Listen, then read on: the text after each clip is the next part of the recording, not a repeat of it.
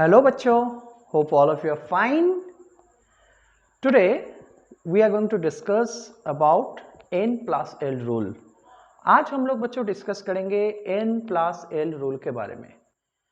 इस रूल को हम लोग अफवाह प्रिंसिपल्स भी कहते हैं। बहुत समय तो बच्चों लोग को कंफ्यूज हो जाता है या प्रॉब्लम आता है कि n plus l रूल है क्या एंड कहाँ पे इसका एप्लीकेशन करें या एप्लीकेशन कैसे करें। तो आज बच्चों हम लोग पूरा डिटेल्स में इसका डिस्कस करेंगे कि n प्लस एल रूल क्या है, इसका एप्लीकेशन कैसे करते हैं। Okay, my name is Navarun Bhattacharya और आज हम लोग डिस्कस करने वाले हैं n प्लस एल रूल। तो चलो बच्चों, सबसे पहले हम लोग ये समझते हैं कि n और l है क्या, राइट? क्योंकि हम लोग डिस्कस करने वाले हैं n प्लस एल रूल के बारे में। तो सबसे पहले तो ये समझना है कि n क्या है, l क्या है, राइट?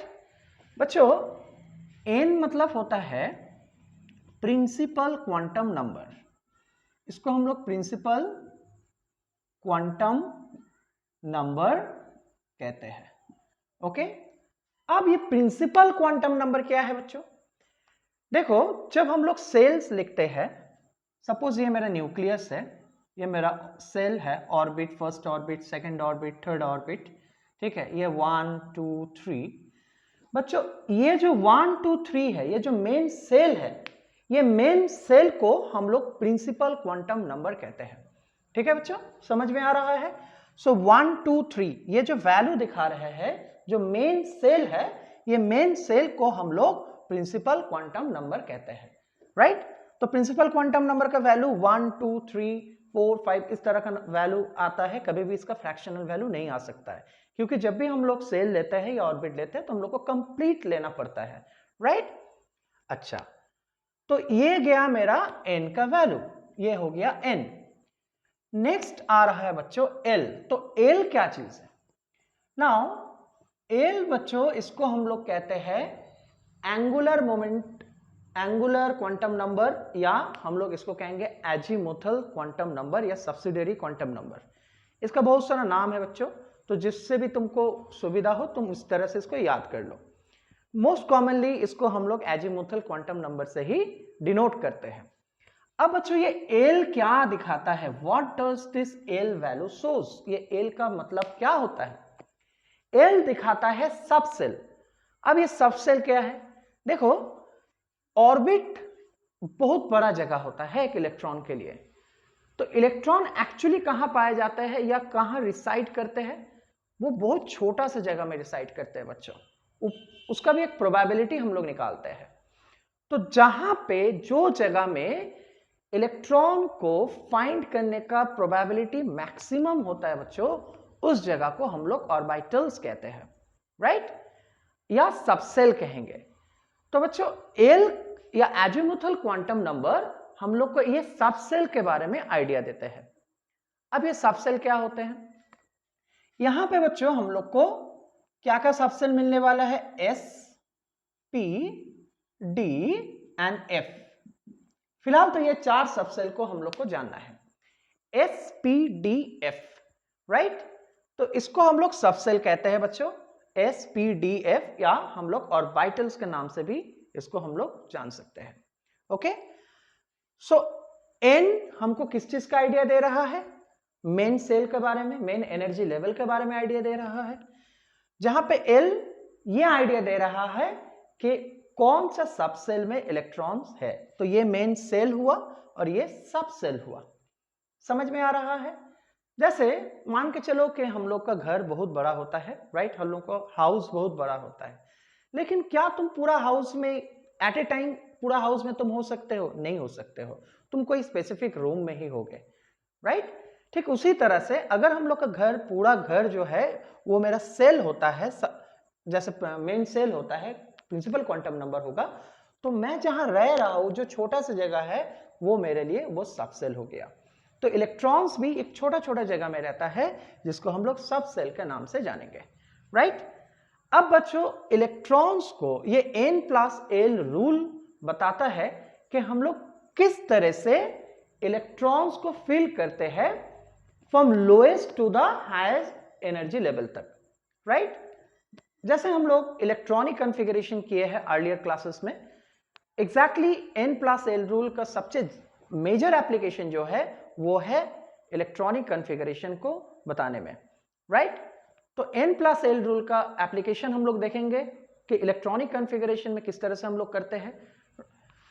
चलो, तो सबसे पहला काम जो है हम लोगों का L का SPDF इसका जो वैल्यू होता है, इस वैल्यू को हम लोगों को जानना होगा, ठीक है? तो बच्चों इसको मैं मिटा रहा हूं, लेट्स मूव ऑन। समझते हैं कि ये L का वैल्यू क्या होता है, किस किस वैल्यू के लिए क्या क्या वैल्यू आ रहा है, राइट? चलो, L का वैल्यू बच्चों ये S, P, D और F।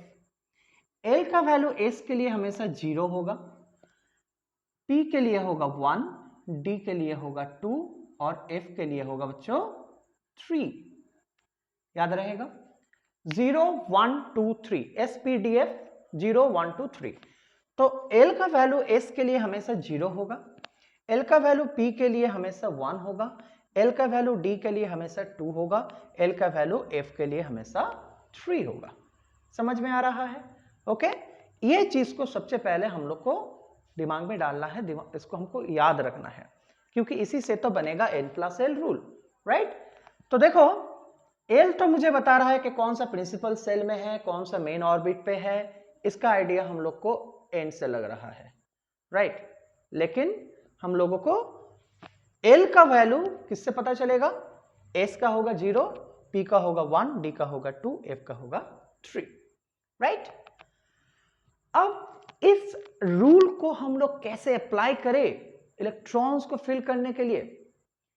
तो अफबाउ प्रिंसिपल ये कहता है कि जब हम लोग इलेक्ट्रॉन्स को फिल करते हैं वेरियस ऑर्बिट्स पे या वेरियस एनर्जी लेवल पे, तो हम लोग हमेशा लोएस्ट एनर्जी से हाईएस्ट एनर्जी तक फिल करेंगे। मतलब सोच लो कि तुम एक बिल्डिंग में चढ़ रहे हो, ठीक है, या तुम एक एलिवेटर में या बिल्डिंग में चढ़ रहे हो। तो बच्चों जब हम लोग जाते हैं तो क्या हम लोग इस तरह से मूव नहीं करते हैं? क्या हम लोग नीचे से ऊपर तक नहीं जाते हैं? मतलब अगर मैं इसको मान लूं 1 2 is greater in energy level than 1, 3 is greater than energy level than 2, 4 greater than energy level in 3 and 5 is greater than energy level in 4, तब बच्चों क्या हम लोग ऐसे मूव नहीं करते हैं? पहले तो नीचे से ऊपर जाते हैं, 2 में जाएंगे, फिर ना 2 से 3 में जाएंगे, फिर 2 से 3 में, फिर 3 से 5 में, राइट? तुम जब मल्टी स्टोरी बिल्डिंग में चढ़ रहे हो तो तुम नीचे से ना ऊपर जाते हो एक एक करके, राइट? एग्जैक्टली जब हम लोग इलेक्ट्रॉन्स को फिल करेंगे बच्चों, तो हम लोग हमेशा पहले लोएस्ट एनर्जी को सबसे पहले उसको कंप्लीट करेंगे, उसके बाद ही हम लोग ऊपर जा पाएंगे। इस रूल को हम लोग अफबाउ प्रिंसिपल कहते हैं। तो अफबाउ प्रिंसिपल क्या कह रहा है कि जब तक तुम लोएस्ट एनर्जी लेवल को कंप्लीटली फिल नहीं करोगे तब तक तुम उसका हायर एनर्जी लेवल में इलेक्ट्रॉन्स नहीं दे सकते हो। This is very important. मतलब मैं जब नीचे से ऊपर जा रहा हूं तो नीचे वाला सेल का कंप्लीटली उसका जितना मैक्सिमम कैपेसिटी है इलेक्ट्रॉन होल्डिंग का, या जितना हम लोग दे सकते हैं, पहले उसमें जितना भी सबसेल है सारा सबसेल का पहले कंप्लीट करेंगे, उसके बाद ही हम लोग नेक्स्ट सबसेल में जा पाएंगे। तो ये सबसेल का अपना एनर्जी होता है, तो लोएस्ट से मैक्सिमम एनर्जी तक का हम लोग का जर्नी होगा।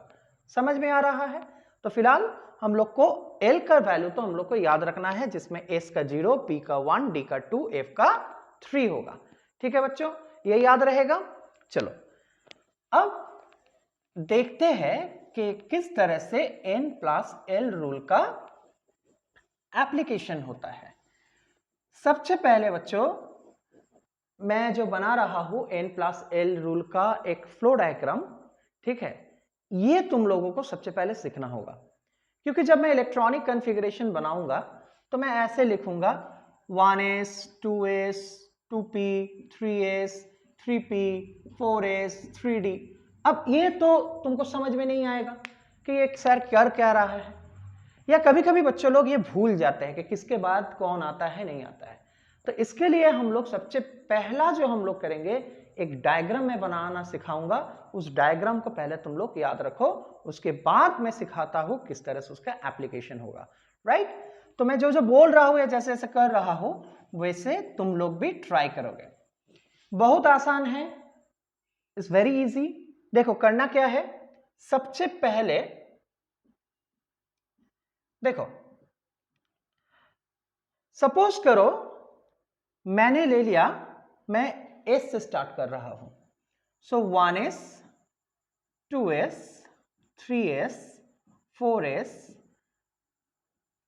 4s, 5s, 6s, 7s। बच्चों s का 7 तक लेना, s फॉर 7 याद रहेगा, s फॉर 7 तो 1 2 3 4 5 6 7, तो मैक्सिमम 7 तक लोगे।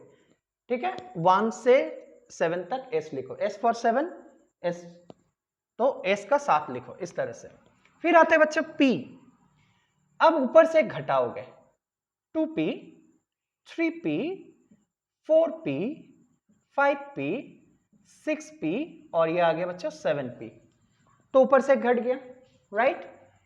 अब d जहां से आता है, d फॉर डिक्रीज।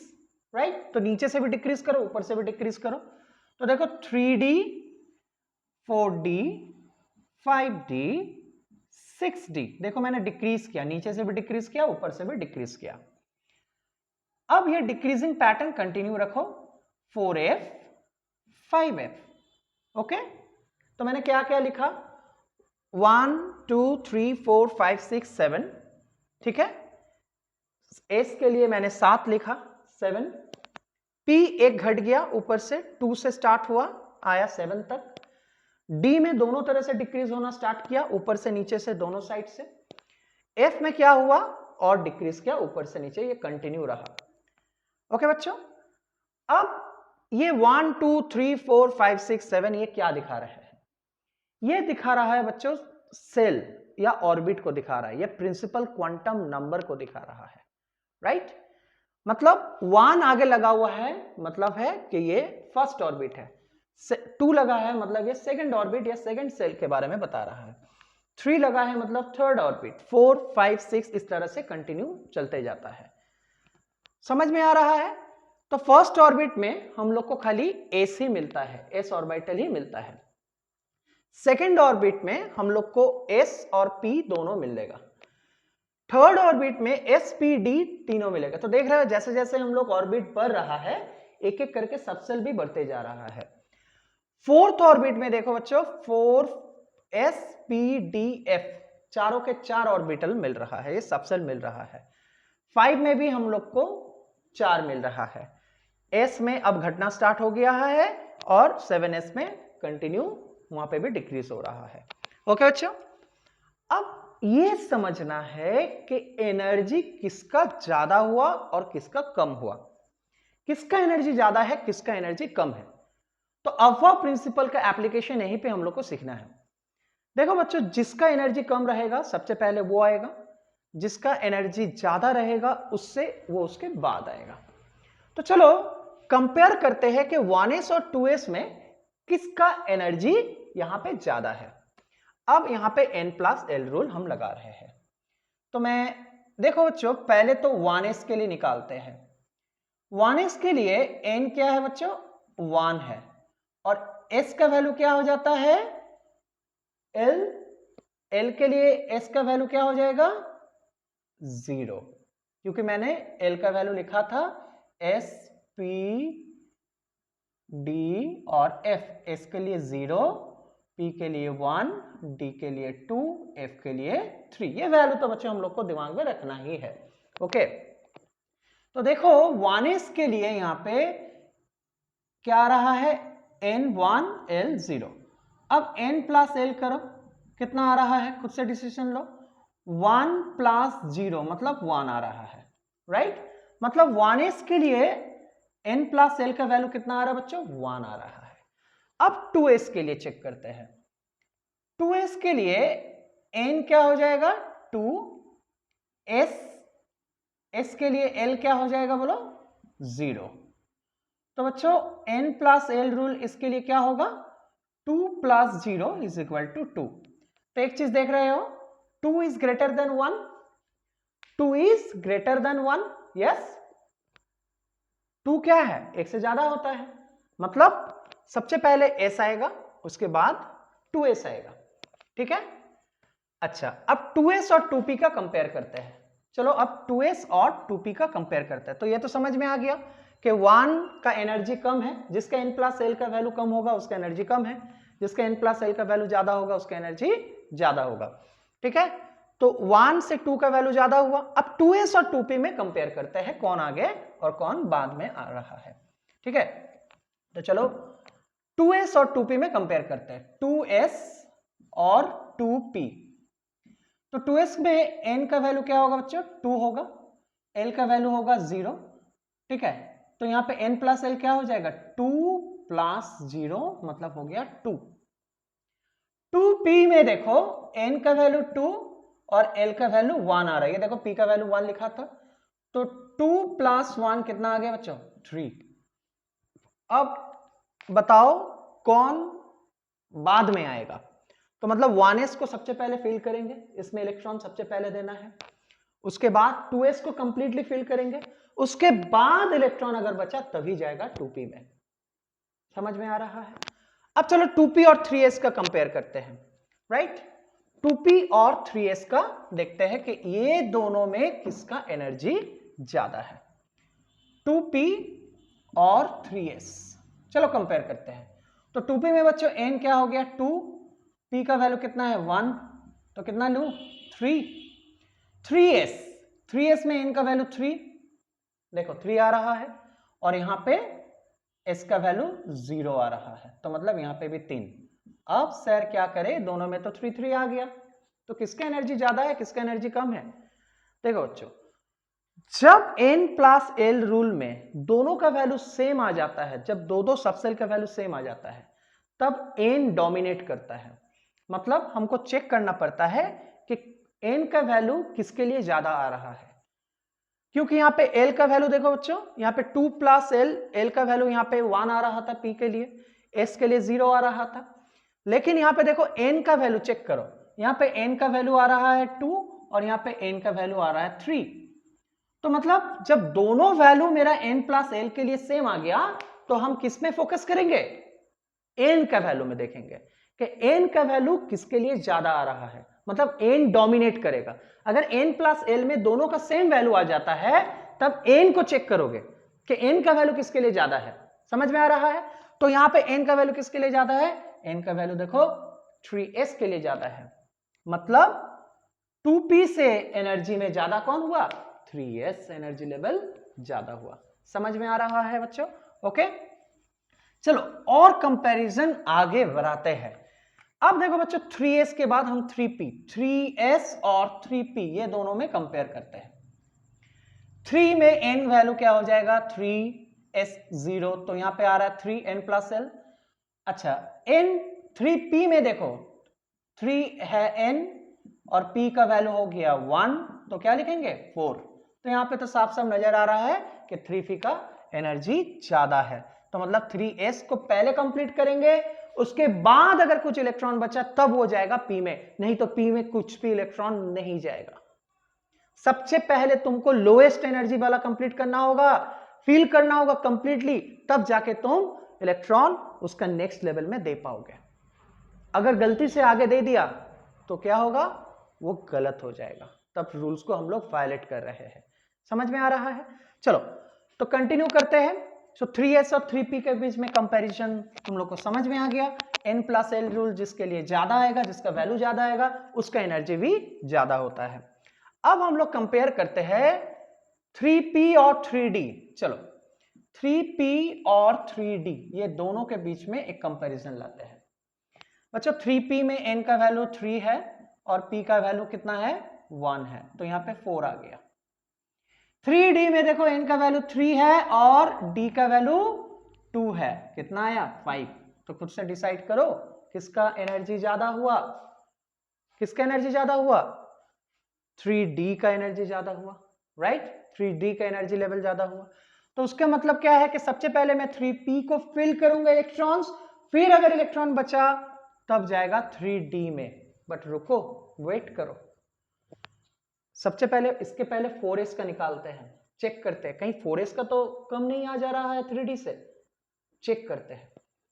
चलो, तो इसका वैल्यू को मैं यहां पे रहने देता हूं, मैं इसको मिटाऊंगा नहीं। अब मैं 4s का कंपेयर करता हूं।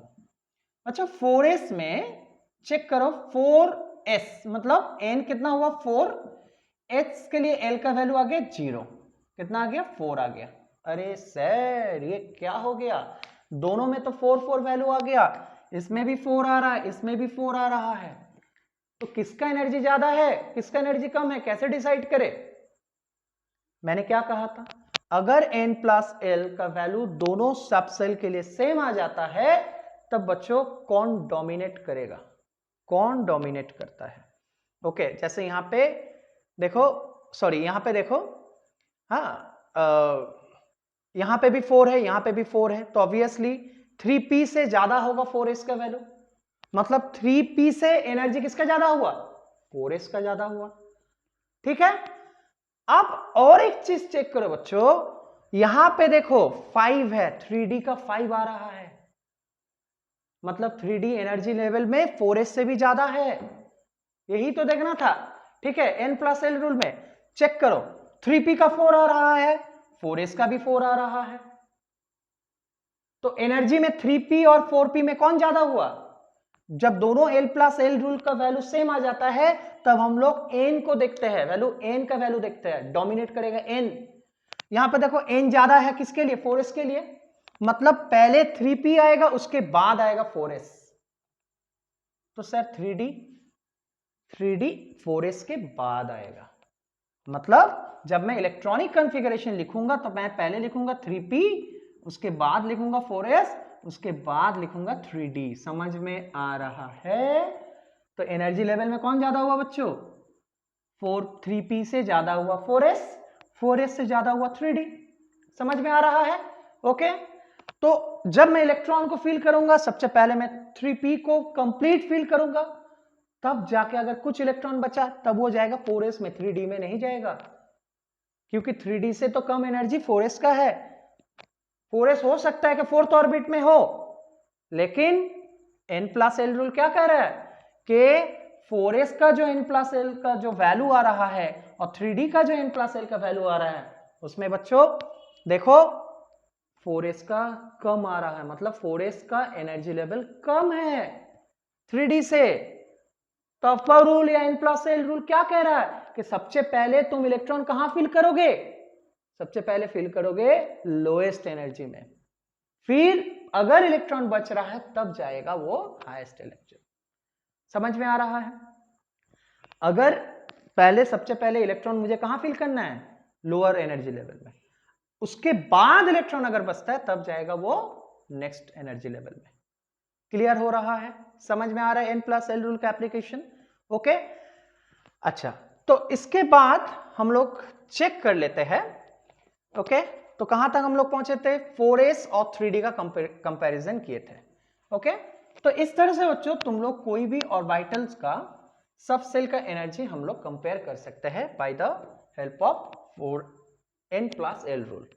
तो चलो यहां पे रैंडमली पिकअप करते हैं और ये दोनों का एनर्जी चेक करते हैं कि कौन आगे आ सकता है कौन बाद में आ सकता है, 4d और 4f। चलो खुद से बनाओ, 4d n प्लस एल, तो n यहां पे क्या हो जाएगा 4, d के लिए बच्चों क्या वैल्यू होता है 2, सो यहां पे 6 आया। 4f, 4 प्लस f के लिए क्या आएगा 3, तो 7 है। ये तो ऑटोमेटिकली समझ में आ जा रहा है कि 4d से ज्यादा एनर्जी 4f का होता है, मतलब पहले 4d को फिलअप करेंगे उसके बाद हम लोग f में जाएंगे। ओके, समझ में आ रहा है?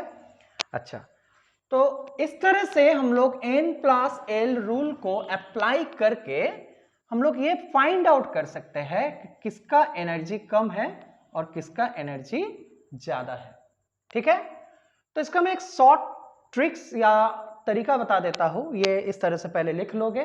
ठीक है, सो S फॉर 7 याद रखोगे, 1s 2s 3s 4s 5s 6s 7s, फिर एक घटाओगे p, 2p से लेके 7p तक आओगे, फिर 3D से अब D फॉर डिक्रीज, नीचे से भी डिक्रीज ऊपर से भी डिक्रीज, तो देखो 3D 4D 5D 6D और F, और ये डिक्रीजिंग पैटर्न कंटिन्यू रहेगा 4F 5F। अब करना क्या है बच्चों, इस तरह से इसको स्ट्राइक ऑफ करो, ओके, दो को काटोगे इस तरह से, थोड़ा गैप दे के करोगे तब क्या होगा, ये प्रॉपरली कट होगा। ओके, तो मैंने इसको काट दिया। अब एग्जामिनेशन हॉल में क्या होता है ना, कभी कभी हम लोग भूल जाते हैं कि इसके बाद क्या आ रहा है, इसके बाद क्या आ रहा है, तो आइदर तुमको n+l रूल से चेक करना होगा, ठीक है, लिख के करोगे, और नहीं तो ये पैटर्न पेंसिल से ड्रॉ कर लेना, 2 मिनट तो लगता है, उसके बाद तो कोई भी कॉन्फ़िगरेशन दे दे इजीली बना दोगे, ठीक है।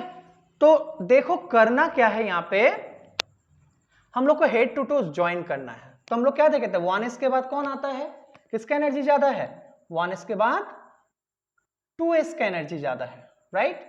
तो मैं 1s के बाद 2s को मैं कनेक्ट करूंगा इस तरह से, एरो देके, 2s के बाद आ गया 2p, तो मैं 2p को इस तरह से कनेक्ट कर रहा हूं, ठीक है। 3s के बाद आ गया 3p, तो मैं इस तरह से इसको कनेक्ट कर रहा हूं। 4s के बाद आ गया बच्चों 3d, ये देखो 4s और 3d, तो मैं इसको इस तरह से कनेक्ट कर रहा हूं।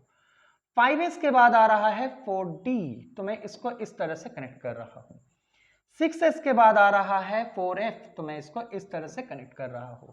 और 7s के बाद आ रहा है 5f, तो मैं इसको इस तरह से कनेक्ट कर रहा हूं, ठीक है। तो ये है n+l रूल का पूरा जिस्ट। यहां पे इसके मतलब क्या हुआ कि 1s का सबसे कम एनर्जी हुआ, उसके बाद हम लोग 2s, मतलब मैं अगर ग्रेटर देन सिंबल देके लिखूं तो 1s, उसके बाद आ गया 2s, 2s का एनर्जी हो गया ग्रेटर, उसके बाद आ गया 2p, ये हो गया ग्रेटर, उसके बाद आ गया बच्चों 3s, ये हो गया ग्रेटर, उसके बाद आ गया 3p, ये हो गया ग्रेटर, उसके बाद आ गया 4s, ये हो गया ग्रेटर, उसके बाद आ गया 3d, ये हो गया ग्रेटर, उसके बाद आ गया 4p, उसके बाद आ गया, मैं नीचे लिख रहा हूं कंटिन्यूएशन, 4p के बाद आ गया 5s, 5s के बाद आ गया 4d।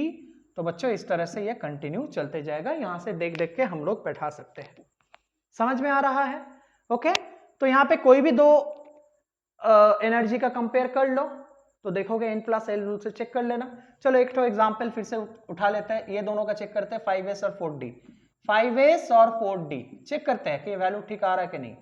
5 + 0 आ रहा है, यहाँ पे 4 + d का वैल्यू कितना होता है, 1 2 3, 0 1 2, मतलब 2 आएगा, SPDF 0 1 2, राइट। तो यहाँ पे 2 लिखेंगे तो ये आ गया 6, समझ में आ रहा है, देखो 6 है ना, 4d का 6 है।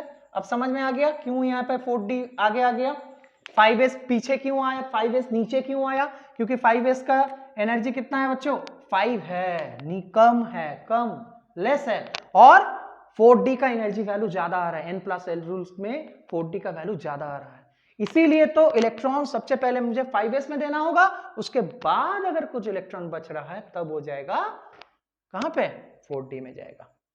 समझ में आ रहा है n+l रूल, इसी को तो n+l रूल कहते हैं। ओके, और ये देखो इसका ये एप्लीकेशन हो रहा है। ओके, यहां तक क्लियर है, समझ में आया। तो अब हम डिस्कस करते हैं, सिखाते हैं कि 1 से 1 to 30 तक का एलिमेंट के लिए ये कॉन्फ़िगरेशन देख के हम लोग किस तरह से उसका इलेक्ट्रॉनिक कॉन्फ़िगरेशन या डिस्ट्रीब्यूशन ऑफ इलेक्ट्रॉन्स हम लोग कर सकते हैं following n+l rule, n+l rule देख के, ठीक है। तो मैं मिटा लूं इसको, चलो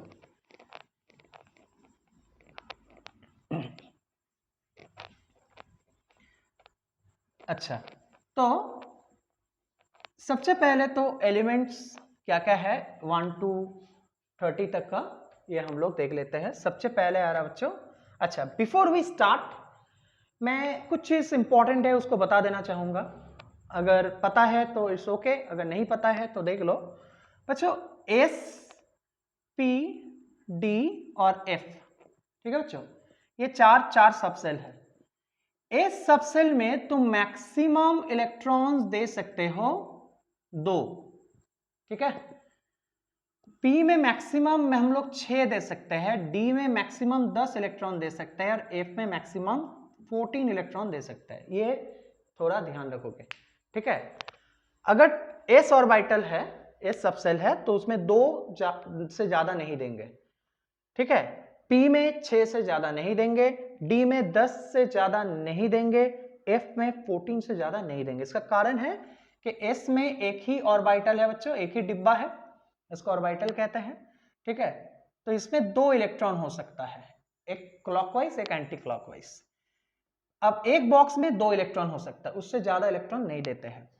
p में देखो बच्चों 6 है, तो यहां पे एक्चुअली 3 ऑर्बिटल है, 1 2 3 4 5 6। देखो बच्चों मैं एक पैटर्न में फिल भी कर रहा हूं, तो इसको भी ध्यान देना। तो यहाँ पे 6 से ज्यादा नहीं होगा, ठीक है। तो सबसे पहले देखो यहाँ पे d में कितना आ रहा है, d में 5 ऑर्बिटल्स आ रहा है, तो मतलब 1 2 3 4 5 6 7 8 9 10, ठीक है। तो सबसे पहले हम लोगों को सिंगल डायरेक्शन में देना है, उसके बाद इलेक्ट्रॉन्स को फिर यहां से हम लोग फिलिंग करना स्टार्ट करते हैं, ठीक है। तो F में क्या है, F में 14 है, तो यहां पे 7 बॉक्स हो जाएगा, 1 2 3 4 5 6 एंड मैं यहां बना लेता हूं 7, ठीक है। तो 1 2 3 4 5 6 7, ओ 7 हो गया था, ओके। अब 7 फिल कर लिया, उसके बाद पहले एक एक करके दे दोगे, ठीक है, एक सिंगल डायरेक्शन में, उसके बाद ऑपोजिट डायरेक्शन में यहां से फिल करना स्टार्ट करोगे, ठीक है। अच्छा, तो ये इससे तो ये पता चल गया एस पी डी एफ में कितना मैक्सिमम इलेक्ट्रॉन हो सकता है, ओके। अब हम लोग डायरेक्टली इलेक्ट्रॉनिक कॉन्फ़िगरेशन में मूव करते हैं। चलो सबसे पहले स्टार्ट करते हैं बच्चों हाइड्रोजन से, ठीक है, छोटा सा नन्ना सा मुन्ना सा हाइड्रोजन।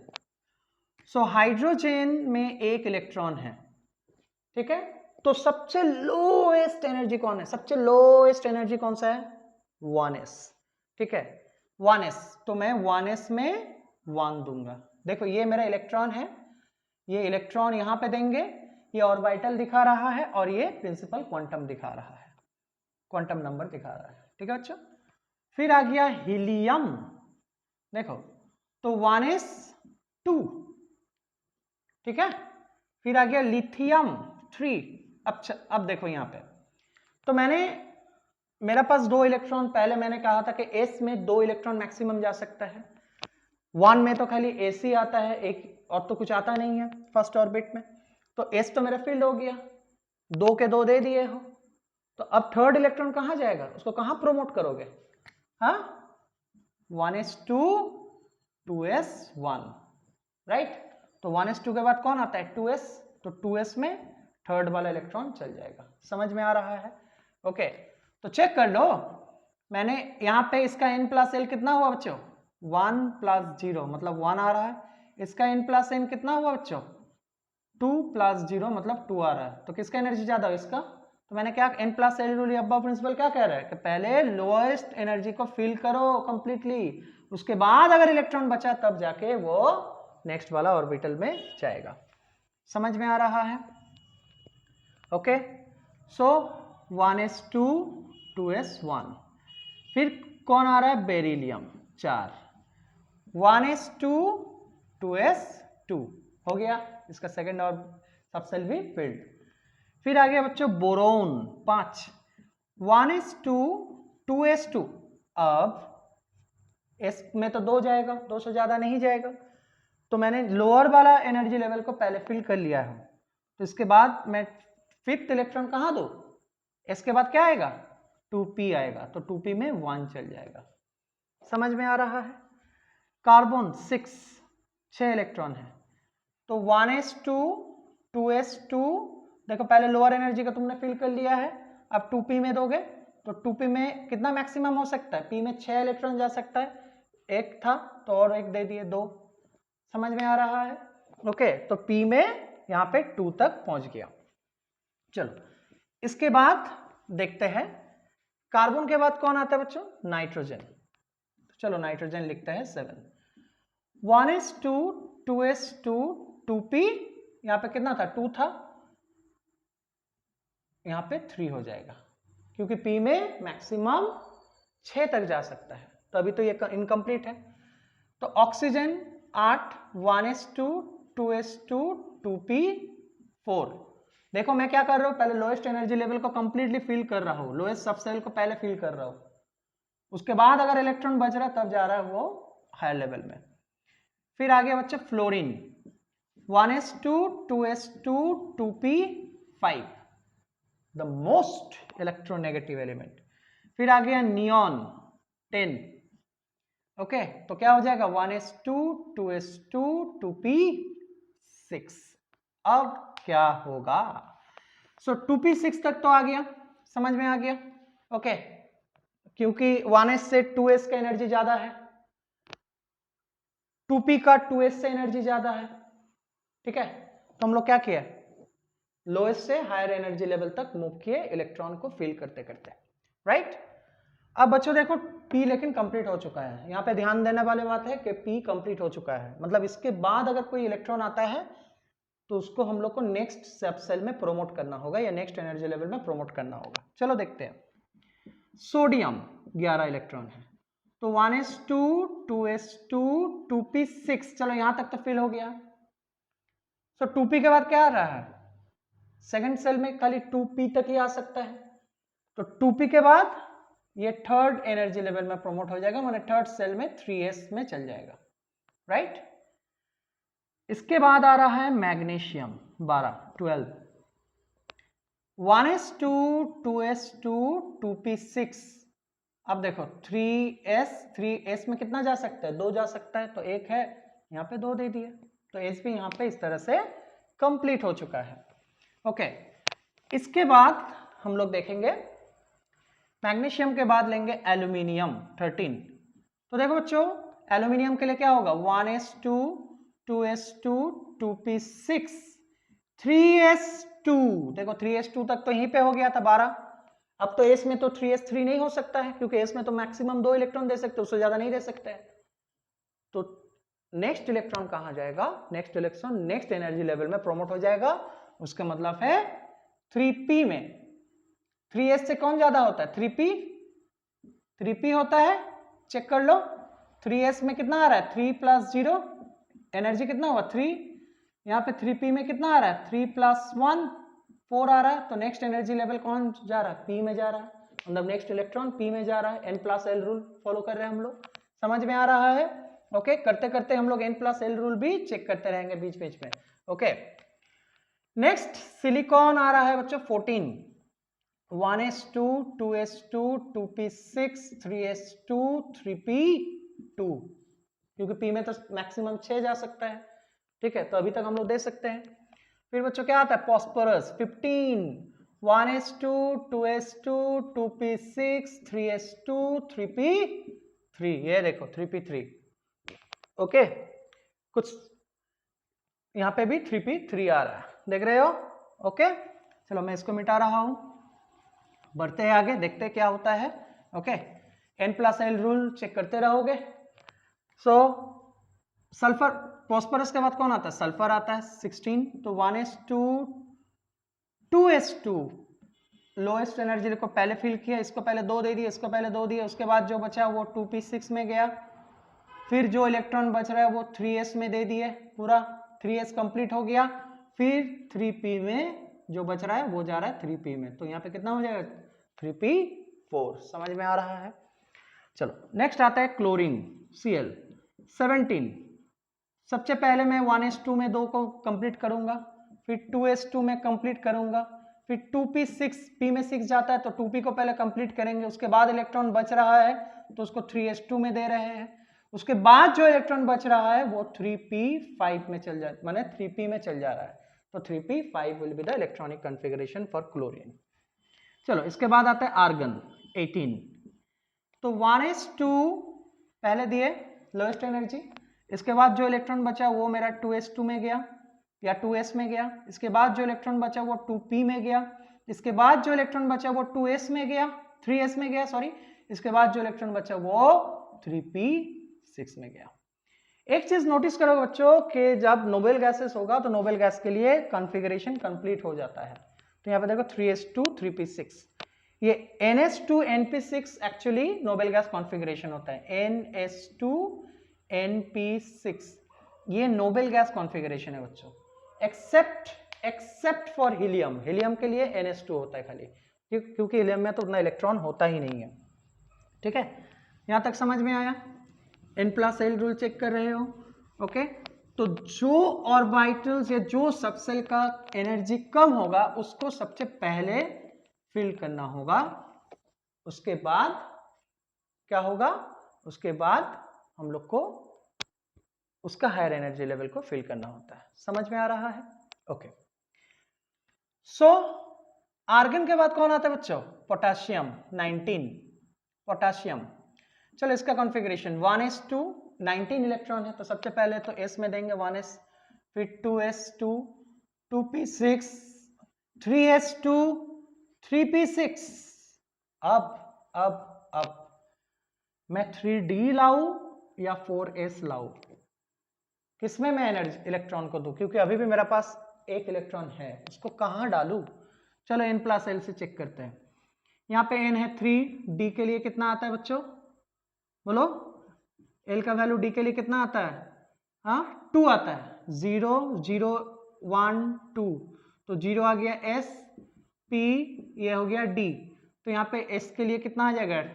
बोलो, 2 आ जा रहा है, तो 2, तो यहाँ पे 5 आ रहा है। समझ में आ रहा है? 4s के लिए चेक करते हैं, तो 4s में 4 + 0 मतलब यहाँ पे 4 आ रहा है, और तो ये देख के समझ में आ रहा है कि यहाँ पे N+L का वैल्यू ज्यादा आ रहा है 3D में, और यहाँ पे कम आ रहा है 4s में, मतलब नेक्स्ट इलेक्ट्रॉन जो होगा वो 3D में नहीं जाएगा। P के बाद D आना चाहिए था, लेकिन एनर्जी N+L रूल से अगर जो एनर्जी वैल्यू निकल रहा है वो एनर्जी का वैल्यू दिखा रहा है कि D का एनर्जी ज्यादा है 4s से, D का एनर्जी ज्यादा है 4s से, तो क्या करेंगे? इलेक्ट्रॉन कहाँ देंगे? 4s में देंगे ना D में देंगे? अब प्रिंसिपल क्या कह रहा है? पहले लोएस्ट एनर्जी को पहले फिल करो, ठीक है, पहले छोटा मेंबर जो है उसको पहले खिलाओ, उसके बाद जो बचेगा वो बड़ा लोग खाएगा, सीनियर मेंबर खाएगा। यस, अगर घर का सारे मेंबर भूखे हैं तो सबसे पहले किसको फीड करते हैं हम लोग? तो घर का जो सबसे छोटा मेंबर होता है पहले उसको खिलाओ, उसके बाद जो बचेगा वो सीनियर मेंबर लोग खाएगा, राइट? यही तो रूल्स है। तो यहां पे भी नेक्स्ट इलेक्ट्रॉन कहां जाएगा बच्चों? 4s1 में चल जाएगा। 4s नेक्स्ट इलेक्ट्रॉन चल गया 4s में। समझ में आ रहा है?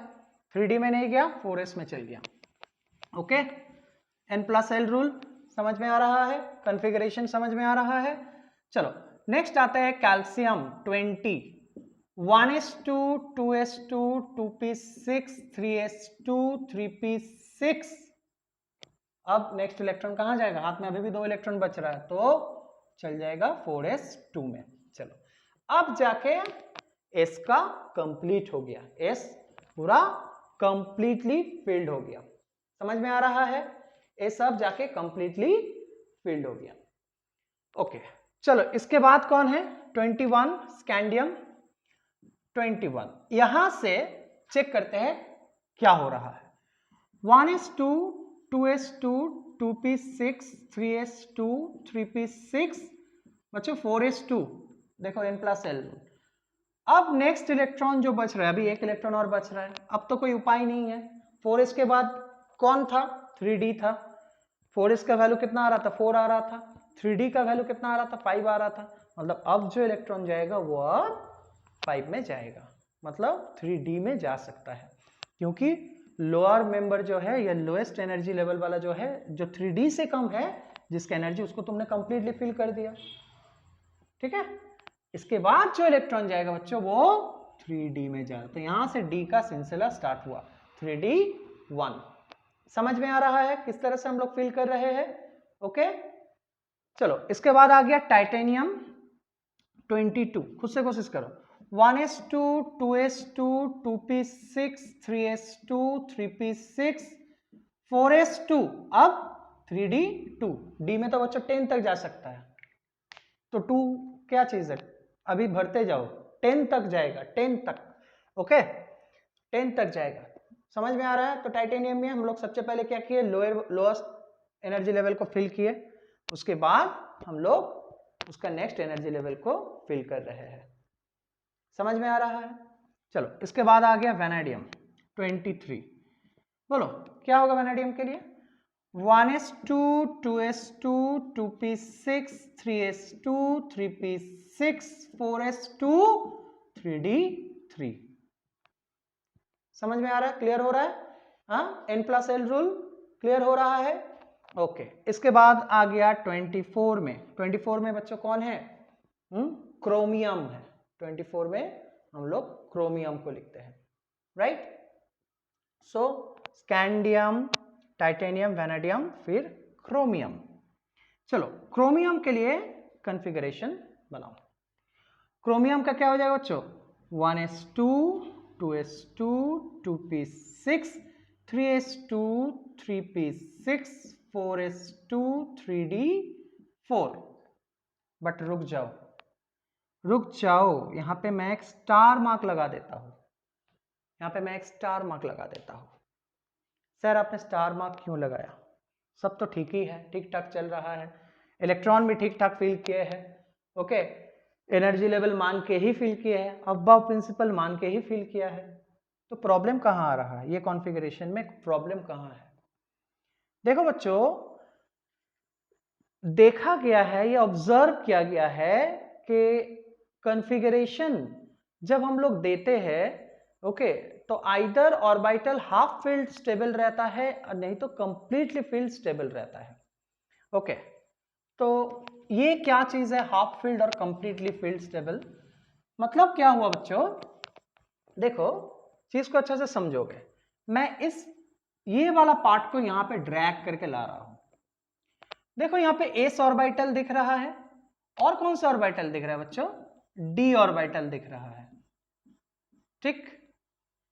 यहां पे मुझे 3d दिख रहा है और यहां पे 4s दिख रहा है, तो ये 4s हो गया, ये 3d हो गया। बोल रहा है कि आइदर तुम ऑर्बिटल्स को जब फिल कर रहे हो तो हाफ फील्ड स्टेबल होगा और नहीं तो कंप्लीटली फील्ड स्टेबल होगा। मतलब जैसे नोबेल गैसेस के लिए क्या देखते हैं? कंप्लीटली फील्ड हो गया है, ठीक है। उसी तरह अगर एस ऑर्बिटल में मैं एक दूं या दो दूं तो दोनों में ये स्टेबल है। अगर हाफ फील्ड हुआ तब भी वो स्टेबल, अगर कंप्लीटली फील्ड हुआ तब भी वो स्टेबल। अब डी के लिए बच्चों केस क्या होगा? डी के लिए तो आइदर 5 होना है, ये स्टेबल होगा, और नहीं तो पूरे के पूरे 10 इलेक्ट्रॉन इसको चाहिए स्टेबिलिटी के लिए। समझ में आ रहा है? मतलब ऑर्बिटल्स जो है बच्चों वो आइदर हाफ फील्ड स्टेबल होगा और नहीं तो कंप्लीटली फील्ड स्टेबल होगा अगर वो लास्ट में हुआ तो, ठीक है। अब देखो यहां पे केस क्या है कि यहां पे 3d4 आ रहा है लास्ट में, तो क्या ये 3d4 ये नहीं चाहेगा कि मैं और एक इलेक्ट्रॉन कहीं से ले लूं तो मैं हाफ फील्ड बन जाऊं और मैं स्टेबिलिटी जोन तक पहुंच जाऊं?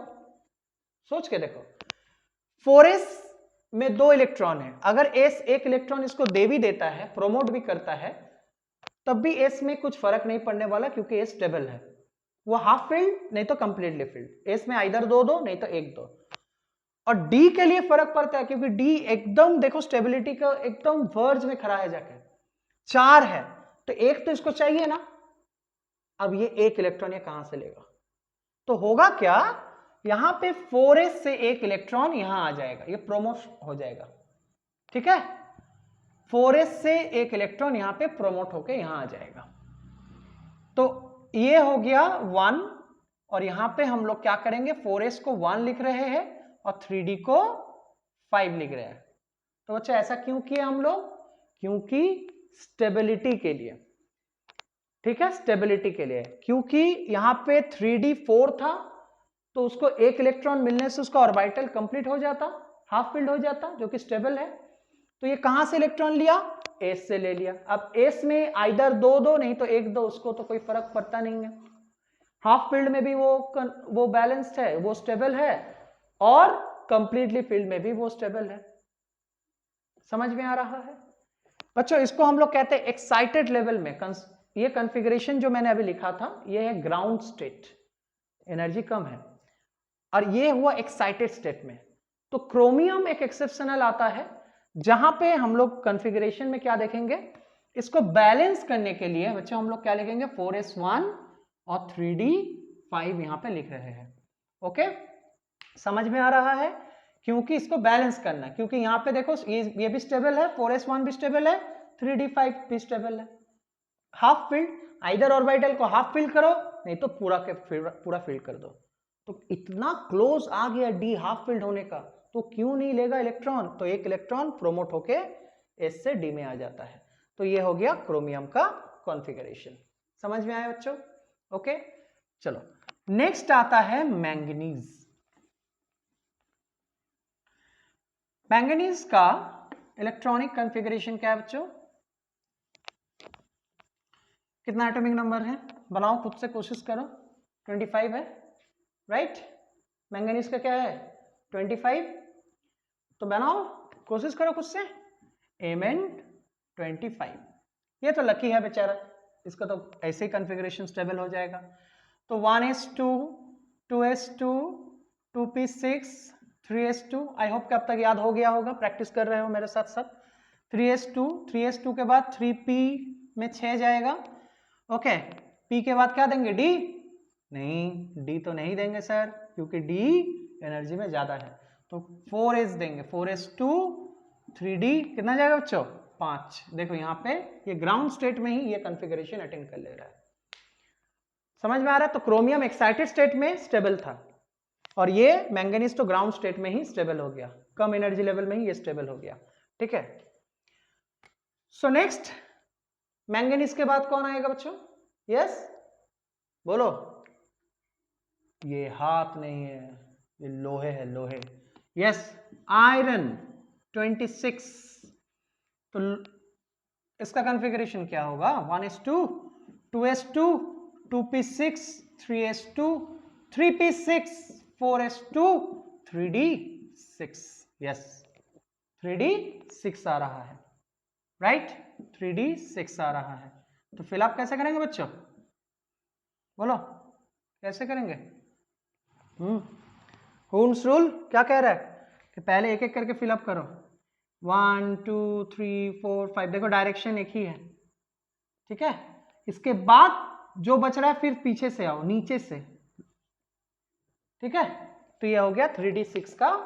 मैंने इलेक्ट्रॉन किस तरह से ऑर्बिटल में भरा ये देख लिया। ओके, चलो अच्छा, तो 26 का हो गया, आयरन का हो गया। अब आयरन के बाद कौन आएगा बच्चों? कोबाल्ट। कोबाल्ट 27, बनाओ इसका। 1s2, 2s2, 2p6, 3s2, 3p6, 4s2, 3d7। समझ में आ रहा है? 3d7। ओके, सो कोबाल्ट तक हो गया। इसके बाद कौन आ रहा है? निकेल। चलो निकेल का बनाते हैं 28। 1s2, 2s2, 2p6, 3s2, 3p6, 4s2, 3d8। चलो यहां तक तो अच्छा जा रहा है। ओके, कहीं पे भी कुछ चेंजेस नजर नहीं आ रहा है। ओके, तो यहां तक तो अच्छा ही जा रहा है। बच्चों देखो अब नेक्स्ट 29 कौन है? 29 कौन है? कॉपर। ये और एक स्पेशल एलिमेंट है। ओके, तो कॉपर में फिर से वही चीज होगा जो क्रोमियम में हुआ था। देखो चेक करो, 1s2, 2s2, 2p6, 3s2, 3p6, 4s2, 3d9। ये देखो 3d9 आ गया। मतलब 3d में 1 2 3 4 5 6 7 8 9।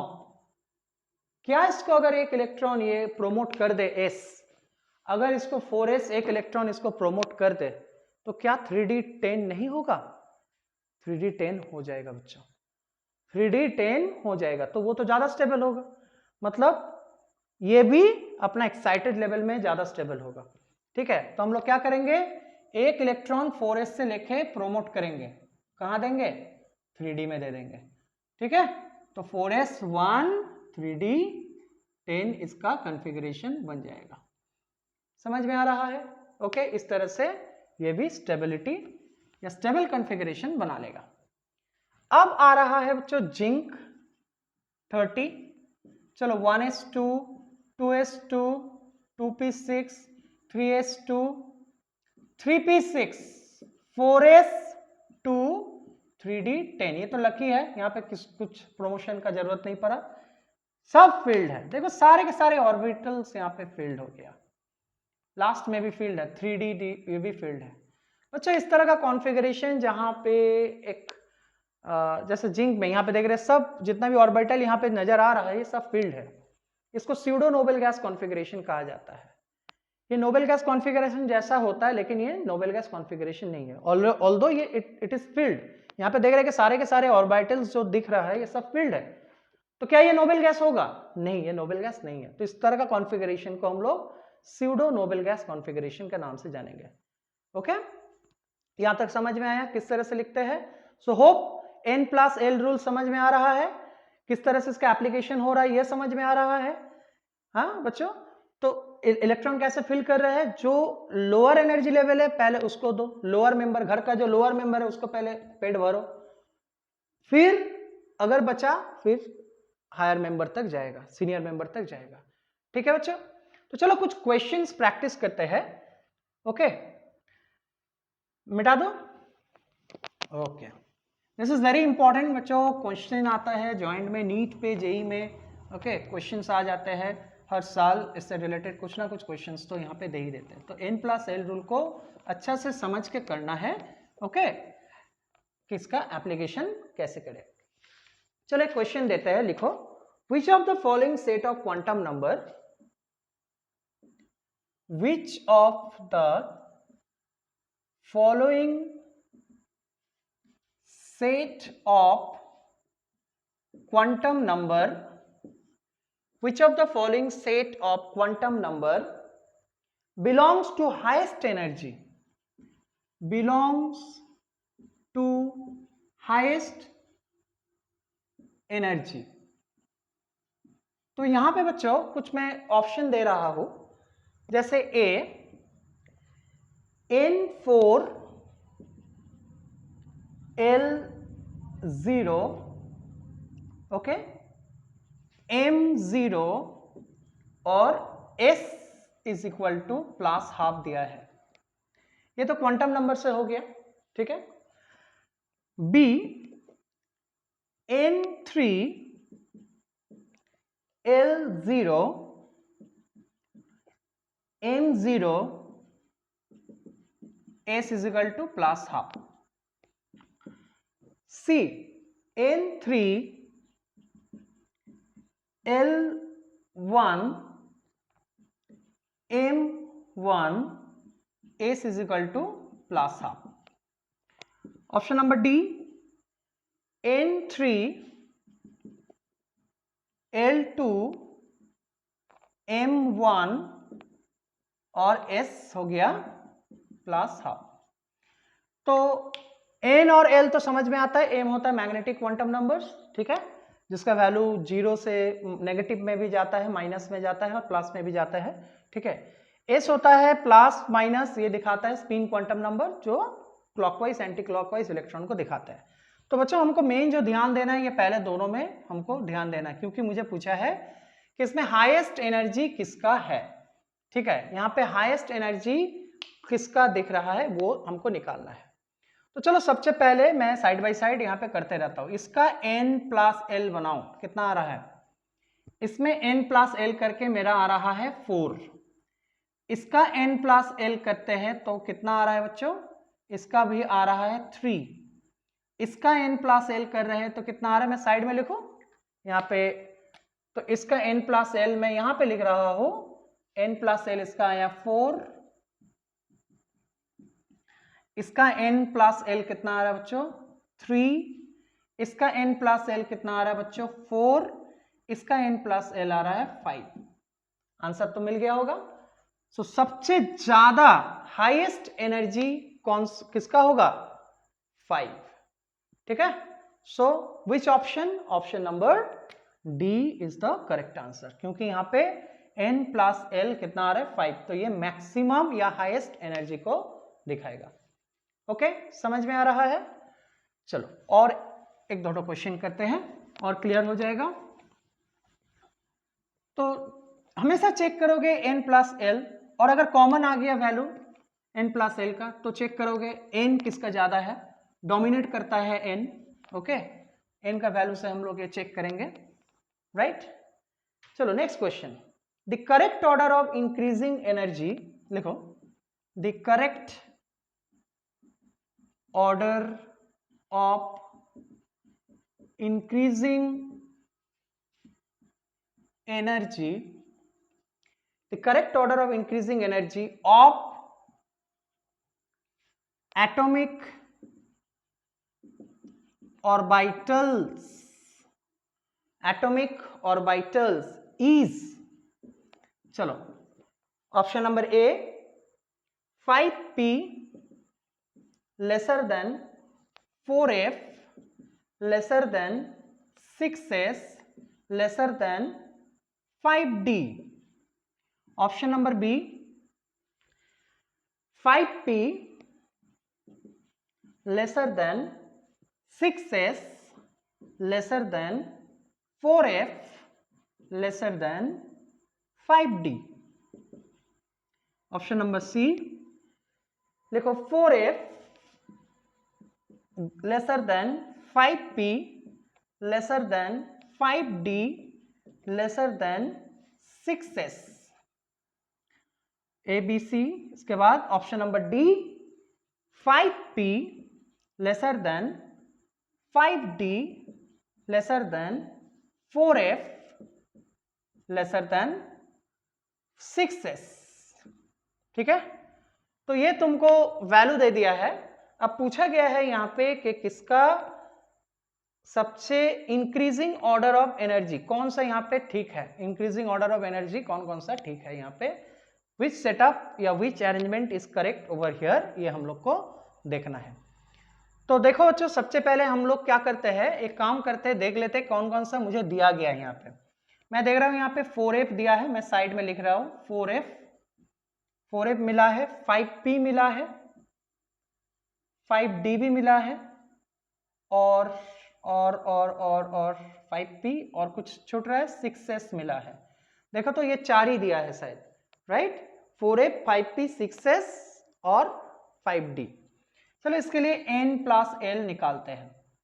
इसके लिए n प्लस l किसका कितना आ जाएगा बच्चों, l का वैल्यू f का याद है ना, हाँ क्या बताए थे, 0 1 2 3 मतलब s p d f, n का वैल्यू तो ये दे दिया है, 4 प्लस 3 कितना हो गया 7 आया।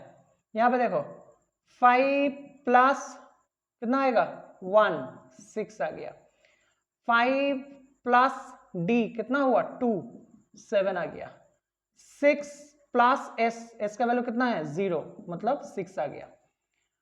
अब क्या करें, देखो यहां पे दोनों में s, दोनों में 6 6 कॉमन आ गया, दोनों में 7 7 कॉमन आ गया, तो मैं किसको नोटिस करूं, मैं n को ध्यान दूंगा, ठीक है। तो बच्चों देखो यहाँ पे 5 और 6 ये दोनों में सबसे मिनिमम में कौन आ जाएगा 5p आ जाएगा, तो मैं सबसे नीचे 5p को लिख रहा हूं। उससे ज्यादा एनर्जी किसका होगा 6 का 6s का, क्योंकि 5 से 6 ग्रेटर होता है, दोनों का तो वैल्यू सेम है। तो मैंने क्या कहा था कि n प्लस l में अगर दोनों का वैल्यू सेम आ जाए तो n डोमिनेट करेगा, तो n को वैल्यू को चेक करोगे। अब 7 में दोनों में से कौन ज्यादा है, देखो 7 में यहाँ पे एक में 4 आ रहा है, एक में 5 आ रहा है, तो 4 कम होगा तब, तो मतलब 4f से ज्यादा एनर्जी में कौन आएगा, कौन आ रहा है 5d, ठीक है। 4f से ज्यादा एनर्जी में कौन आ रहा है 5d में आ रहा है, तो कौन सा ऑप्शन करेक्ट हुआ बच्चों, बी नंबर करेक्ट हो गया, 5p 6s 4f 5d। समझ में आ रहा है n plus l rule, yes okay. तो इस तरह का क्वेश्चंस अगर देगा तो हम लोग इजीली n प्लस l से फाइंड करके निकाल सकते हैं, ओके। चलो और एक तो क्वेश्चन करो, बच्चों जितना क्वेश्चन करेंगे उतना क्लियर होगा कॉन्सेप्ट, ओके। और क्योंकि ये एक बहुत वाइटल सा टॉपिक है, कॉम्पिटिटिव, मैंने कहा कि कॉम्पिटिटिव एग्जामिनेशन में आ जाते हैं क्वेश्चंस, एक आध तो आ जाते हैं इससे भी, तो इसको अच्छा से समझ के करना है, ओके।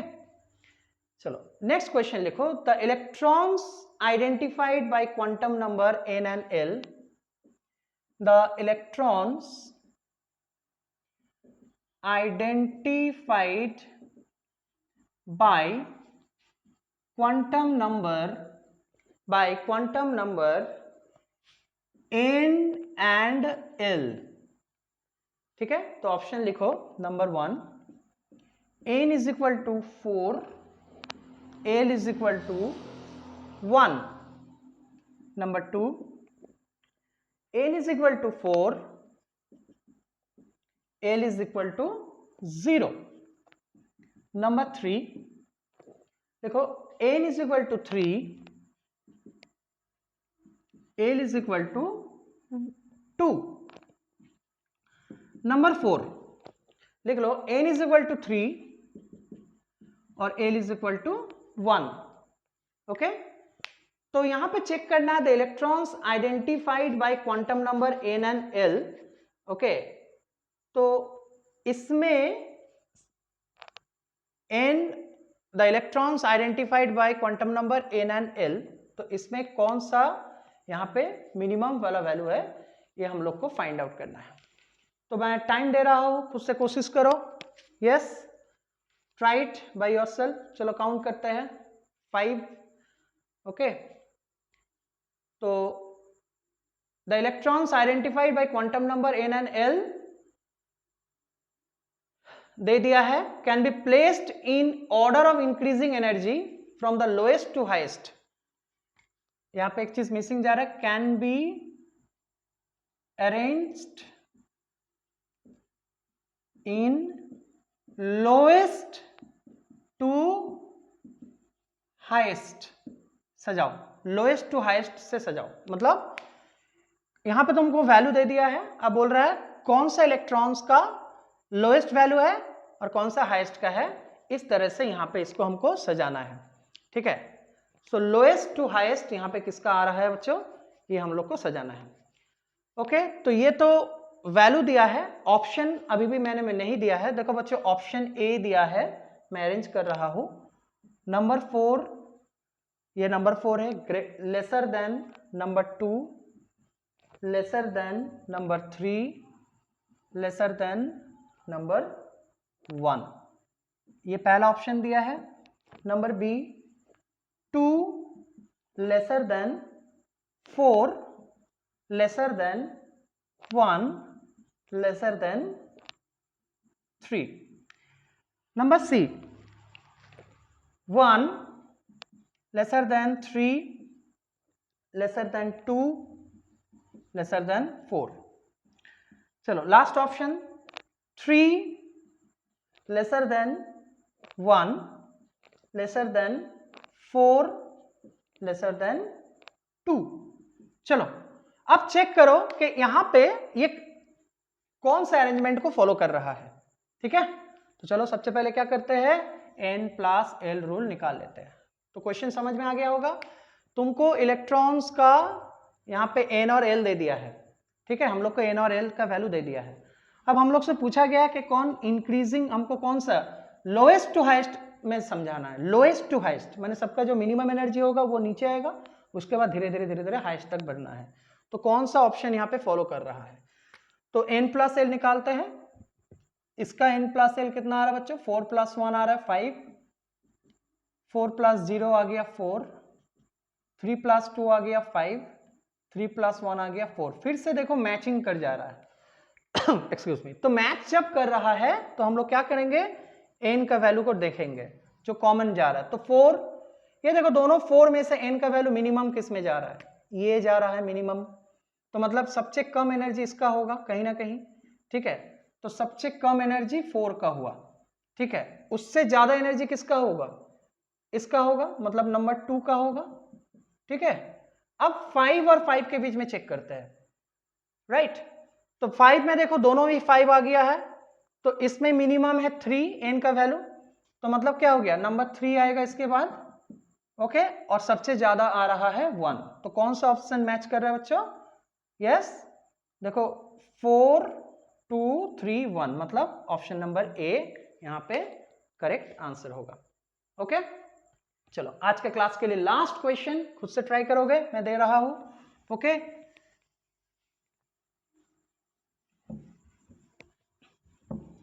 देखो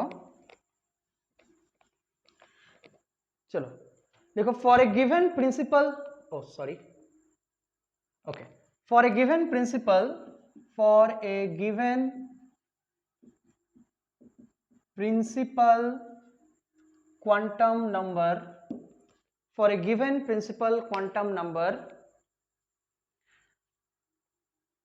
n is equal to 4, n is equal to 4, comma, the energy of its subcell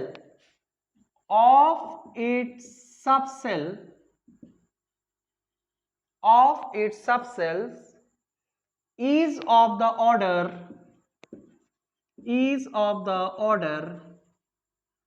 okay.